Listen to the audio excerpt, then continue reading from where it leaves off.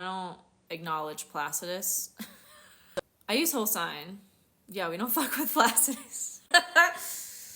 Whole sign all the way. But your rising can change with your progress chart. Your rising can change with your relocation chart. I mean, literally, it all says the same shit. No matter what the like labels are for the energy, energy is energy. Why do we use whole sign? It's the superior, no. it's just easier. It's simpler. It makes sense. I don't need to always use my computer to read or understand or talk about a chart. I love it. If I know you're a Virgo rising, okay, I know Pisces rules your 7th house, Jupiter rules your 7th house. Where's Jupiter right now? Jupiter's in Gemini, so Jupiter is in your 10th house as a Virgo rising. So your focus is on career. Your focus is on changing careers, expanding in your career, doing what you want to do, like putting a lot of feelers out there, right? Like I can deduct that from just knowing someone's rising sign because I'm using the whole sign house system. It simplifies everything about astrology, and that's why I love it. This shit doesn't need to be complicated. I don't acknowledge Vedic astrology either. Unless you live in Vedic culture and like live in places where they arrange marriages.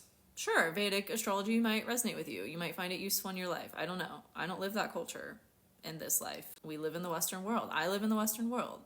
Most of us on this app live in the Western world. So it makes sense to practice Western astrology because it is a system that was created for the Western world in which we live. It's a way to understand how you're meant to move through the program, the matrix that we inhabit, that we live within. Tropical Western astrology was created as a fixed system because somehow when people started practicing astrology, they knew about the precession of the equinoxes and they knew that this current map of the skies from our perspective here on Earth was constantly changing because of the precession of the equinoxes. Like right now, the difference between Vedic and Western is like, or sidereal and tropical, I'll say, because Western is a lens, Vedic is a lens, tropical and sidereal are calculations of astrology, and sidereal goes off of the current constellations where the planets are in the zodiac belt that we currently can see from Earth.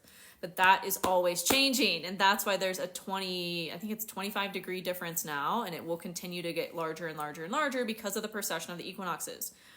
And so Western astrology, tropical astrology, was created as a fixed system so that it's not always changing like sidereal astrology will be forever. Eventually, like those who follow sidereal, it's going to be completely opposite.